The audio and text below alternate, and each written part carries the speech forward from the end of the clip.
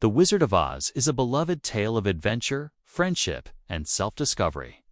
It begins in the peaceful plains of Kansas, where a young girl named Dorothy lives with her Aunt Em and Uncle Henry on a small farm. Dorothy is kind-hearted, curious, and loves her little dog, Toto. Their life is simple, filled with the routines of farm life and the endless fields of wheat that stretch as far as the eye can see. One day, as Dorothy was playing outside, dark clouds gathered suddenly in the sky. A fierce wind began to whip through the air, and before she knew it, a massive tornado appeared, swirling with a terrifying roar. The sky darkened, and the wind howled like a wild beast. Dorothy ran to take cover in the storm cellar, clutching Toto tightly. The tornado grew stronger, its destructive force tearing through the land. Suddenly, everything was a blur of dust and wind. Dorothy's house was lifted into the air, spinning wildly as the storm raged around it. The house was tossed and turned, flying through the sky as if caught in a giant whirlpool. Dorothy clung to Toto with all her might, feeling both scared and determined to survive. After what felt like an eternity, the house finally landed with a soft thud on a strange, colorful land. When Dorothy looked outside, she was stunned. The sky was a bright, cheerful yellow, and everything around her seemed like a dream. Trees with shimmering green leaves, flowers of every imaginable color, and a distant mountain that looked like it was made of sparkling emeralds. The air was filled with a sweet, strange scent, and the landscape was unlike anything Dorothy had ever seen. Slowly, she stepped out of her house, trembling but curious.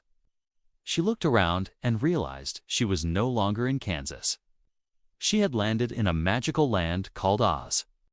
The sky above was painted with swirls of pink, blue, and gold, and the ground beneath her feet felt soft and springy.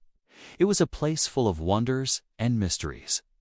As Dorothy wandered through this strange new world, she soon encountered her first friendly face, Glinda, the Good Witch of the North.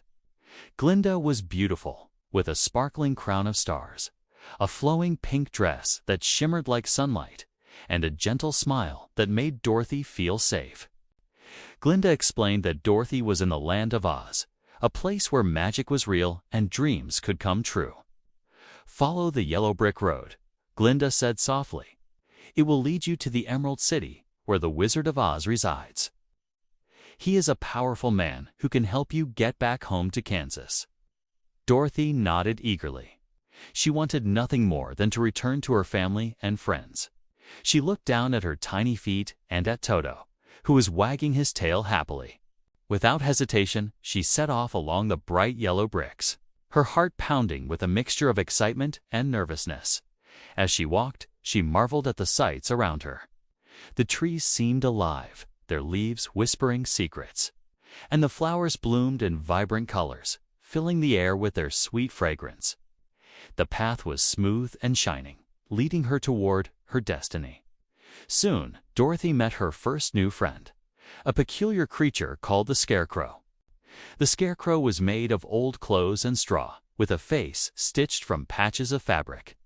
He was standing near a field of tall corn, looking very sad and forlorn. "Hello," Dorothy said kindly. "Are you lost?" The Scarecrow looked up and nodded. "I am. I wish I had a brain so I could think better," he replied glumly. His eyes were bright but filled with longing. "I've been standing here for a long time, feeling useless." Dorothy felt sorry for him. "Maybe I can help you," she said softly. "If we help each other, we can find the wizard and get what we want." The Scarecrow's face brightened with a faint smile. "Thank you," he said. "I would like to come with you."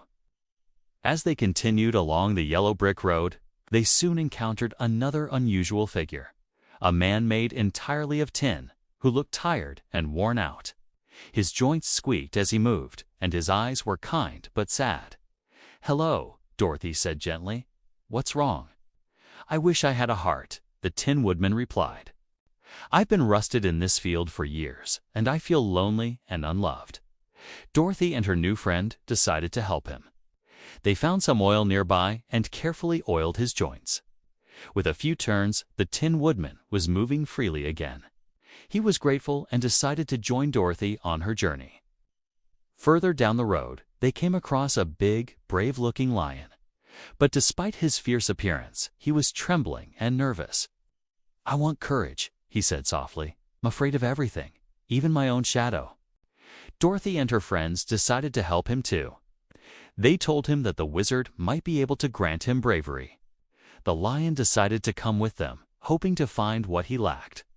Their journey was full of surprises. They crossed dark forests where the trees seemed to whisper and sway as if alive.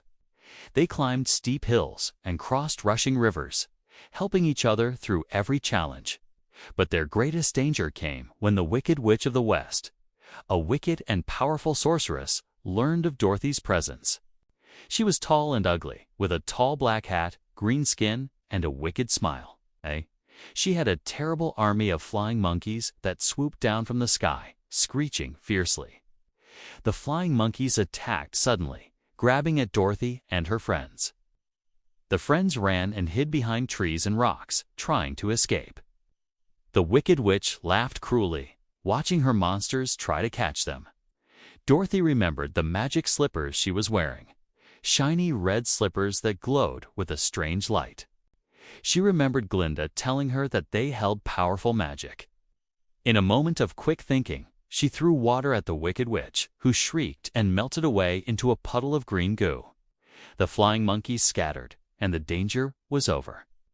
With the Wicked Witch defeated, Dorothy and her friends continued their journey to the Emerald City, where they hoped to meet the wizard and find a way back home. When they finally arrived, they were awestruck by the grandeur of the city. Tall towers made of shining green stones reached into the sky, and the streets sparkled with emeralds embedded in the pavement. The city was alive with color and magic. They were taken to see the wizard, who appeared as a huge, glowing head that spoke from behind a curtain. The friends were amazed and a little frightened. The wizard listened carefully as they explained their wishes. He told each of them that he could grant their desires if they brought him something he wanted: the Wicked Witch's broomstick. The friends set off once again, facing new dangers and challenges along the way. They fought flying monkeys again and bravely captured the broomstick after a fierce and dangerous battle. They returned to the wizard, who then revealed that he was just an ordinary man from Kansas, hiding behind illusions and tricks. He explained that he couldn't grant them magical powers, but could help them realize that they already possessed what they longed for. The wizard told the Scarecrow that he already had a clever mind, the Tin Woodman that he had a kind heart, and the lion that he was brave inside. They only needed to believe in themselves. As for Dorothy, Glinda the Good Witch explained that her magic slippers, the same slippers she had worn when she arrived, could take her home. All she had to do was click her heels 3 times and say, "There's no place like home." Dorothy hugged her friends goodbye, feeling grateful and happy. She clicked her heels, and in a flash, she was back in her Kansas farmhouse. Everything looked the same: her bed, her family, the fields outside. She realized that her adventure had shown her that courage, kindness, and belief in herself had always been inside her all along. And she knew that no matter where she went, she carried the magic of home in her heart. Subscribe for more videos and press the bell icon to get new updates. Also like the video and share to your friends.